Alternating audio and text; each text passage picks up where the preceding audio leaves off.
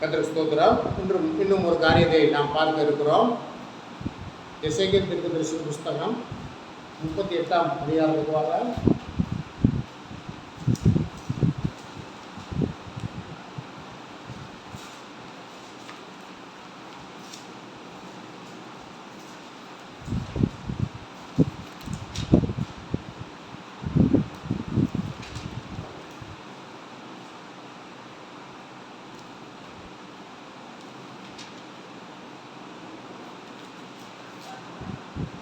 இது கடைசி காலம் என்பதை நாம் பார்க்கிற பொழுது இதை குறித்து அநேக செய்திகள் வந்த வண்ணம் இருக்கிறது. குறிப்பாக இஸ்ரவேல் தேசம் இல்லாமல் போய்விட வேண்டும் என்று இன்றைய நாட்களில் அப்படி ஒரு தேசமே இருக்கக்கூடாது என்று இன்றைக்கு அநேகர்கள் அதற்கான காரியங்களிலே இறங்கியிருக்கிறார்கள். குறிப்பாக ஐக்கிய நாடுகள் சபை இருக்கிற அந்த சபையும் இஸ்ரவேல் தேசத்துக்குள்ளே இருக்கிற ஒரு நிலப்பகுதியை பாலஸ்தீனியர்களுக்கு சொந்த நாடு என்று அங்கீகரித்து தீர்மானம் நிறைவேற்றி அது வெற்றியும் பெற்றிருக்கிறது. அங்கே தொடர்ந்து யுத்தம் நடந்து கொண்டிருக்கிறது. பக்கத்தில் இருக்கிற அரபு நாடுகள் இஸ்ரவேல் தேசத்தை குறித்து அவர்கள் சொல்லுகிற காரியம் தினந்தோறும் செய்தியாக வெளிவந்து கொண்டிருக்கிறது. அதில் ஈரான் தேசத்தினுடைய அந்த உச்சகட்ட தலைவர் சொல்லுகிறார், இனி நாங்கள் இஸ்ரேலை தாக்குவோமானால் முன்போலலாம் இருக்காது, ஒரே அடியாக இஸ்ரேல் தேசத்தை நாங்கள் அழித்து விடுவோம் என்கிற செய்தியை அவர்கள் சொல்லியிருக்கிறார்கள். நடக்குமா? இது யாருக்கு நம்ம வந்துட்டு சப்போர்ட் பண்ணியோ யாருக்கு எதிர்த்தோ அந்த காரியங்களை சொல்லவில்லை. ஆனால் வேதாகமம் சொல்லுகிறது அநேக காரியங்களை தீர்க்க தரிசனமாக சொல்லியிருக்கிறது. அப்படி பார்த்தால் இஸ்ரேல் தேசத்தை யாராலும் ஒருவரும் ஒரு காலம் அழிக்க முடியாது. அப்படிதான் வேதாகமம் சொல்லுகிறது. நாம் கர்த்தருடைய வார்த்தையை நம்புகிறவர்கள் கர்த்தருடைய வார்த்தை என்ன சொல்லுகிறதோ அதை நாம் ஏற்றுக்கொண்டு அதன்படி நாம் சொல்லுகிறவர்களாக காணப்படுகிறோம். அதே போல் காசப்பகுதியில் இருக்கிற மக்களுக்கு இஸ்ரேல் தேசம் ஒரு இறுதி எச்சரிக்கையை கொடுத்திருக்கு. 72 மணி நேரத்தில் நீங்கள் எல்லோரும் வெளியே போயிடணும், யாருக்கு உயிர் வேணுமோ அவங்க வெளியில் போயிடணும், வெளியில் போகாதவர்கள் தீவிரவாதிகள் என்று எண்ணி உங்களுடைய உயிரை பழிவாங்க வேண்டியது வரும் என்று இஸ்ரேல் பிரதமர் சொல்லியிருக்கிறார். ஆகவே நடக்கிற சம்பவங்களை வைத்து நாம் பார்க்கிற பொழுது இந்த உலகத்தின் கடைசியிலே நாம் இருக்கிறோம் என்பதை உணர்த்துகிறது. பாருங்கள், இந்த எசேக்கியேல் தீர்க்கதரிசி புஸ்தகத்தில் கூட பாருங்கள், இஸ்ரேல் தேசத்துக்கு விரோதமாக அநேக ஜாதிகள் கூடி வருவார்கள் என்று இந்த வேத புத்தகத்தில் சொல்லியிருக்கிறது. அதில் பாருங்கள், வாசிப்போம்.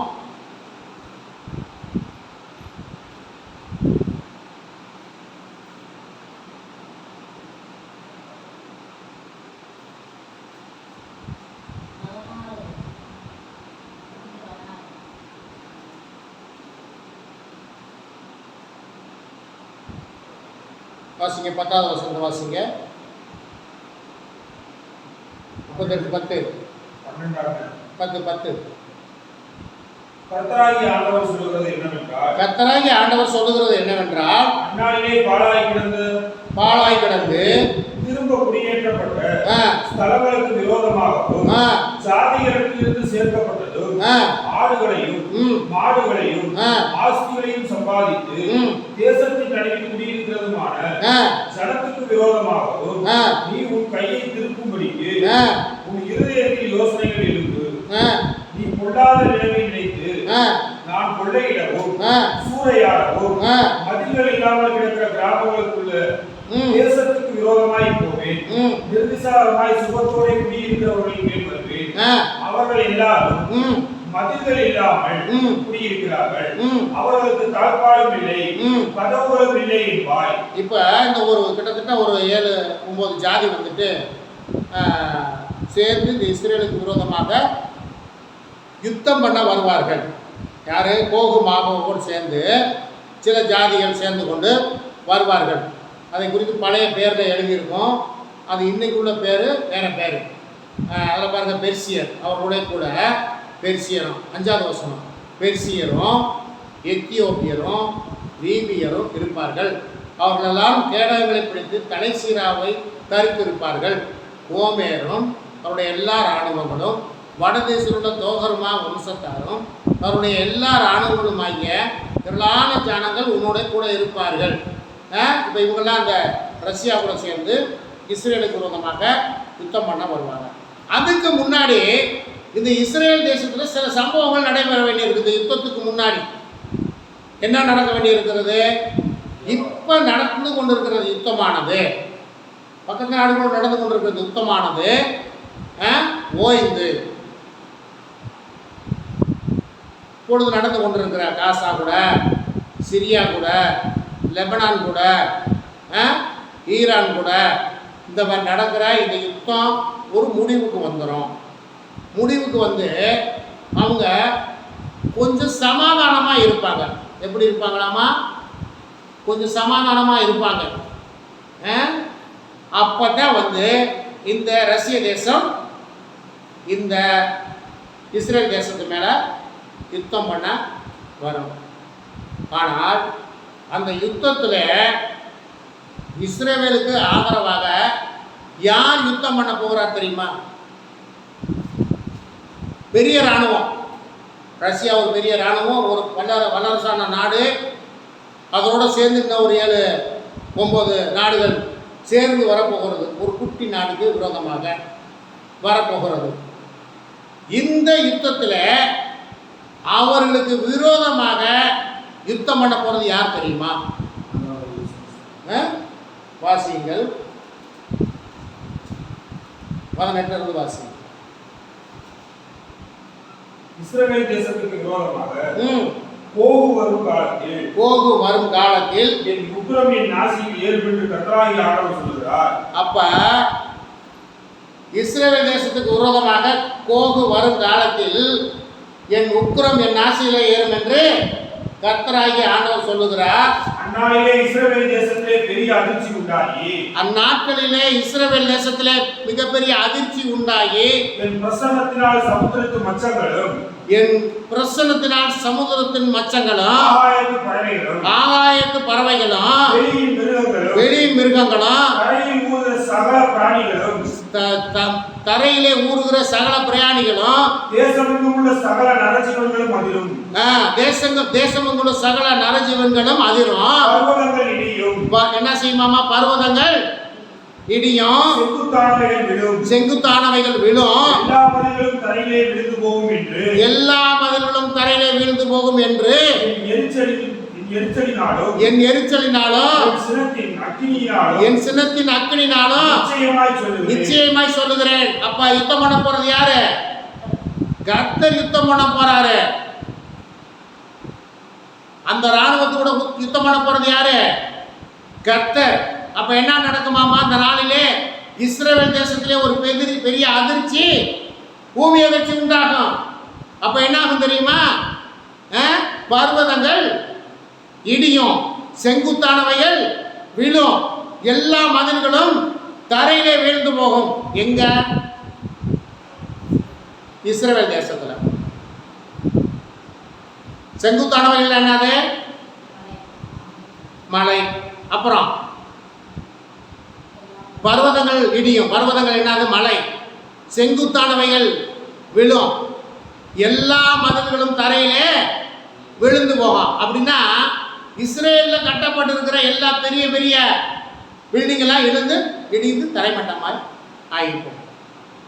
அங்கே இருக்கிற பிரச்சனைக்குரிய அந்த மசூதியும் கூட பூமி அதிர்ச்சினாலே இடிஞ்சுடும். சரி, அப்புறம் கீழே எல்லா மலைகளிலும் அவனுக்கு விரோதமாக வரவழைப்பேன் என்று கர்த்தராகிய ஆண்டவர் சொல்லுகிறார். அவனவன் பட்டயம் அவன் சகோதரனுக்கு விரோதமாய் இருக்கும். கொள்ளை நோயினாலும் இரத்த சிந்தினாலும் நான் அவனுடைய வழக்காடி அவன் மேலும் அவன் இராணுவங்களின் மேலும் அவனோடு திரளான ஜனங்கள் மேலும். அப்ப என்ன நடக்குமாமா? வெள்ளமாய் அடிக்கும் மழையையும் பெருங்கல்மழையையும் அக்னியையும் வர்ஷிக்க பண்ணுவேன். அப்ப அந்த யுத்தத்துல என்ன பண்ண போறாரு கர்த்தரு? பெருமழையை அடிக்க வர வைப்பாரு. அப்புறம் என்ன பெய்யும்? வானத்திலிருந்து கல்மழை பெய்யும். அப்புறம் என்ன நடக்கும்? அக்னியும் கந்தகத்தையும் வருஷிக்க பண்ணுவேன். அநேக ஜாதிகளின் கண்களுக்கு முன்பாக என் மகத்துவத்தையும் பரிசுத்தத்தையும் விளங்க பண்ணி அறியப்படுவேன்.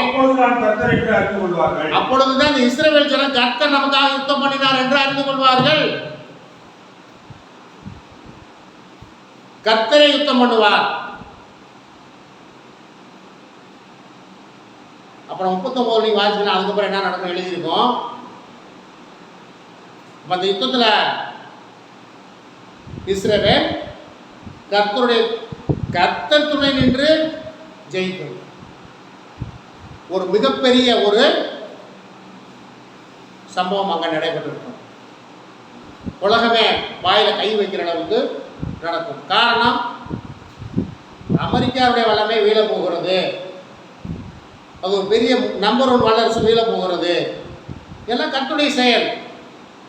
அடுத்து பெரிய வல்லரசாக இருக்கக்கூடிய இந்த ரஷ்யா அங்கே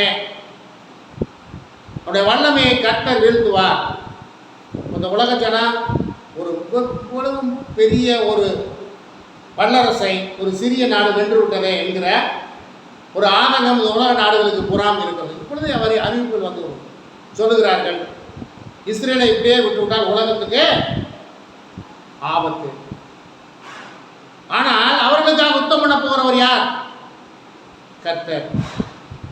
இந்த மாதிரி ஒரு காரியம் நடைபெற்றிருக்கும்.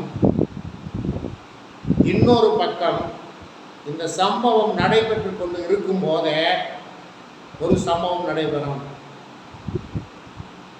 கர்த்தருடைய வருகை இருக்கும். இந்த யுத்தம் நடைபெற்று கொண்டு இருக்கும் போதே கர்த்தருடைய வருகை. உலக கவனமுறை எங்க இருக்கும்?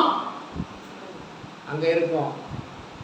எல்லா ஜனங்களும் அந்த யுத்தமும் அதை குறித்து சந்திச்சு கொண்டு இருக்கும்போது நினையாத நேரத்தில் கர்த்தர் வருவார். அந்த நாட்களிலே கர்த்தருடைய பிள்ளைகள் எடுத்துக்கொள்ளப்படுவார்கள். கர்த்தருடைய பிள்ளைகள் எடுத்துக்கொள்ளப்பட்ட பின்பு இந்த பூமி எப்படி இருக்குன்னு நினைக்கிறீங்க? அநேகர் காணாமல் போயிருப்பார்கள். இந்த உலகம் எப்படி இருக்கும்?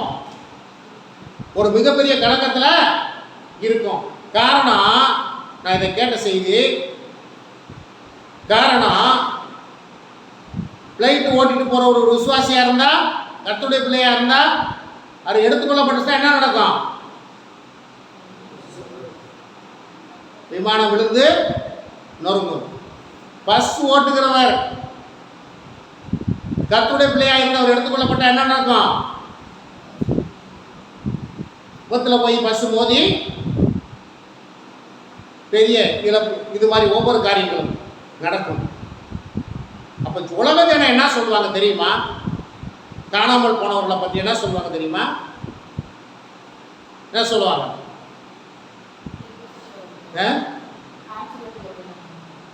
ஏலியன் வந்து கடத்திட்டு போயிட்டான்னு சொல்லுவாங்க. ஏலியன் வந்து கடத்திட்டு போயிட்டான் பூமியில் கொஞ்சம் பேரை. ஏன்னா இயேசு கிறிஸ்து வருகை என்று வந்துருச்சுன்னு சொல்லி சொல்றதுக்கு யாரும் இருக்க மாட்டாங்க. இயேசு கிறிஸ்து வருகை வந்து அவங்களாம் போயிட்டாங்கன்னு சொல்றதுக்கு யாரும் அப்படியாப்பட்ட எவனும் இருக்க மாட்டான்.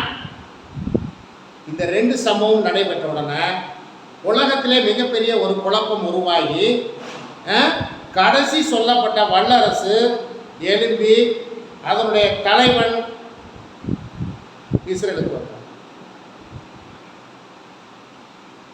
தானியேல் தீர்க்கதரிசியில் சொல்லப்பட்டிருக்கிற அந்த கடைசி சாம்ராஜ்யம் எழும்பி இஸ்ரேலுக்கு இஸ்ரேலுக்கு தான் வருவேன், அந்த அதிபதி வருவேன். அப்போ தானியேல் தீர்க்கதரிசியில் சொல்லப்பட்ட 70 வாரத்தில் 69 வாரம் முடிஞ்சு போச்சுன்னா 1 வாரம் இருக்கு.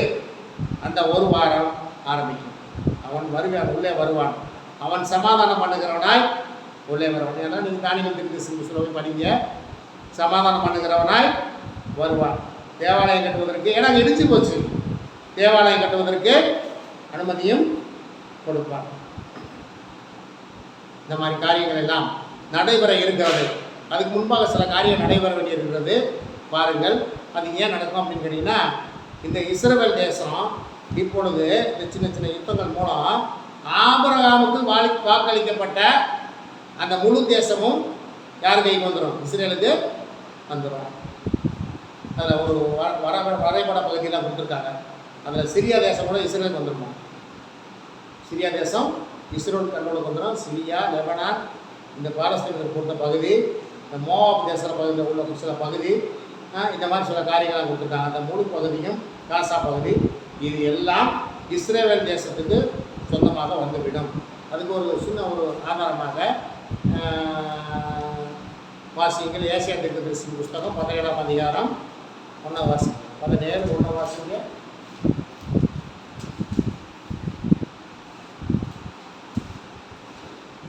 ஏசாயா 17:1. தமஸ்குவின் பாரம் இதோ தமஸ்குவானது நகரமாயிராமல் தள்ளப்பட்டு பாழான மண்மேடாகும். இப்ப தமஸ்கு பட்டணம் எங்க இருக்கு தெரியுமா உங்களுக்கு? தமஸ்கு பட்டணம் எங்க இருக்கு? நம்ம வந்து அப்படிலாம் வேதம் வாசிக்கிறோம். சிரியாவுடைய தலைநகர் தான் தமஸ்கு பட்டணம். நாகமான் எங்கிருந்து வந்தாரு இஸ்ரேலுக்கு? நாகமான் சீரியா தேசத்துல இருக்கு இந்த தமஸ்கு பட்டணம். இன்னைக்கு வரைக்கும் அது பட்டணமாக தான் இருக்கு, இன்னைக்கு வரைக்கும் இருக்குது. ஆனால் இங்க வசனம் என்ன சொல்லுது? பாரம் இதோ தமஸ்குவானது ஒரு நகரமாயிராமல் தள்ளப்பட்டு பாழான மண்மேடாகும். இது நடக்க போகுது சீக்கிரம். இஸ்ரேலை அந்த சிரியாவை வந்து இஸ்ரேல் பிடிக்க போகுது. இந்த தமஸ்கு பட்டணம் க்ளோஸ் ஆகும், மண்மேடாக போகும். இதெல்லாம் நடக்கணும். இப்போ நான் சொன்ன இந்த காரியங்கள்லாம் நடந்ததுக்கு அப்புறம் தான் கர்த்தருடைய வருகை இருக்கும். ஆனால் சீக்கிரம் நடக்கும். ஆகவே பாருங்க, அந்த அளவுக்கு இஸ்ரேல் தேசம் அவருடைய சொந்த தேசம், பழைய ஆபிரகாமுக்கு வாக்களிக்கப்பட்ட அந்த தேசம் இவங்க கைக்கு வந்துடும். வந்ததுக்கு அப்புறம் தான் இவங்க வந்து எப்படி இருப்பாங்கன்னா, நிம்மதியாக இருக்கிறோம் அப்படின்னு இவங்க இருக்கும்போது தான் அவங்க வருவாங்க. எப்படி இருப்பாங்க? நமக்கு இப்போ தாட்டா நிம்மதியாக இருக்கான், பக்கத்தில் இருந்து எவை தொந்தரவும் இல்லை அப்படின்னு இவங்க பெருமூச்சு விடுகிற பொழுது, இப்போ இஸ்ரவேல் தேசத்தை காக்கும்படி அவங்க அயன்டோம் சொல்கிறாங்க, அயன்பீம் சொல்கிறாங்க, அவங்க வச்சுருக்க இராணுவம். அப்போ அதெல்லாம் கூட தயார் நிலையில் வைக்காமல் என்ன பண்ணுவாங்கன்னு கேட்டிங்கன்னா, அந்த நாட்களில் அசால்ட்டாக இருப்பாங்க. அப்பொழுது தான் அங்கே வருவேன் மாகு கோபுடைய யுத்தம். ஆகவே இதெல்லாம் நடக்கும், இதெல்லாம் சீக்கிரம் நடக்க போகுது. அதனால் இவங்க சொல்லுகிறது போல், இந்த அதிபர் அமெரிக்க அதிபர் சொல்லுகிறது போல் யுத்தத்தை நான் நிறுத்திடுவேன், சமாதானம் நடக்கும், அதெல்லாம் கிடையவே கிடையாது. இந்த யுத்தம் தொடர்ந்து நடந்து கொண்டே இருக்கும். இஸ்ரவேலுடைய கர்த்தர் ஆபிரகாமுக்கு வாக்குத்தத்தம் பண்ணின அந்த முழு தேசமும் அவர்கள் கையிலே வந்து கிடைக்கும் வரைக்கும் இந்த யுத்தம் நடந்து கொண்டே இருக்கும். ஆகவே கர்த்தருடைய பிள்ளைகளே, நாட்கள் தூரம் அல்ல, சீக்கிரமே இதெல்லாம். ஏன்னா யுத்தத்தின் செய்திகள் திறந்தோறும் கேட்பீர்கள், கேட்டுக்கிட்டே இருக்கிறோம். யுத்தத்தின் செய்தியில் இது நீங்கள் சொன்னதை காட்டிலும் இந்த வார்த்தையை யாருக்கு சொன்னார்னா, இஸ்ரேல் ஜனங்களுக்கு. அவங்க தான் அந்த தேசத்தில் தான் ஆண்டவர் வந்து சொன்னார், யுத்தத்தின் செய்திகள் திறந்தோறும் கேட்பீர்கள். இன்னைக்கு கேட்டுக்கிட்டே இருக்கிறாங்க, யுத்தம் நடந்து கொண்டே இருக்கிறது. இன்னொரு விஷயம் பாருங்கள், ஒரு வசனம் எழுதியிருக்குது. எருசலேம் சேனைகளால் சூழப்பட்டு போது எழுதியிருக்கா? பூக்காரர் சுவிசேஷம் 21ஆம் அதிகாரம்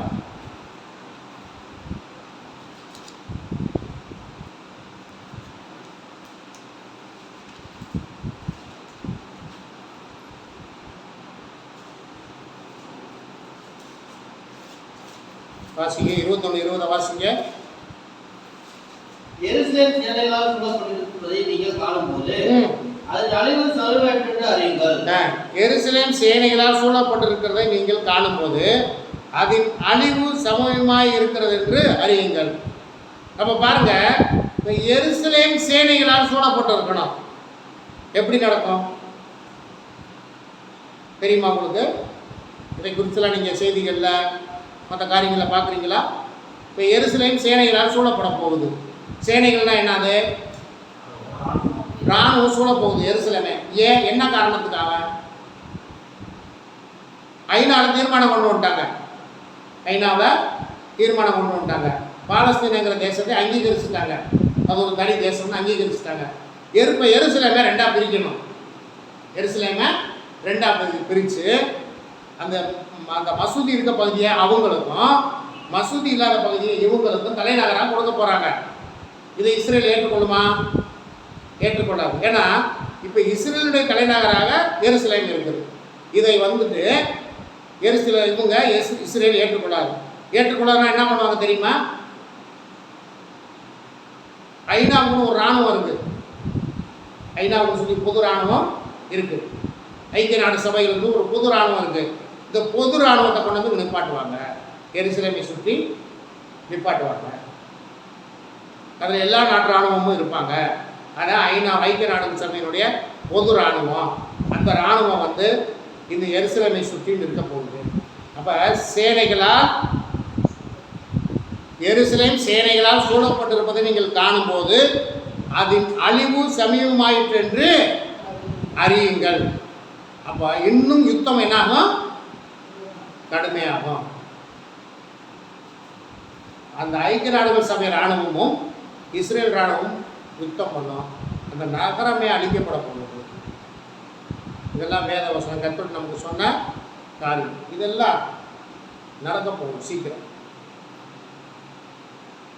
ஆகவே கர்த்தருடைய பிள்ளைகளை, நாட்கள் வெகு தூரத்தில் இல்லை, மிக சமீபத்தில் இருக்க போகிறது. ஆகவே கர்த்தருடைய பிள்ளைகள் ஆயத்தமாகுங்கள், மற்றவர்களை ஆயத்தப்படுத்துங்கள். கர்த்தர் நாம் இந்த காரியங்களை ஆசீர்வதிப்பாராக. கர்த்தர் ஸ்தோத்திரம். இப்பொழுது நாம் கர்த்தருடைய சமூகத்தில் நம்ம தாழ்த்தி நாம் ஜெபிப்போம். கர்த்தர் நம்மை ஆசீர்வதிப்பார். அன்பின் பரலோக பிதாவே, இந்த வேலைக்காய் நாங்கள் நன்றி செலுத்துகிறோம். இந்த நாளின் கூட கர்த்தாவே ஸ்தோத்திரம். ஆண்டவரே, உலகத்துக்கு வெளிச்சமாக இருக்கிறீர்கள் என்று இசப்பாய்களை பார்த்து நீங்கள் சொல்லியிருக்கீங்க.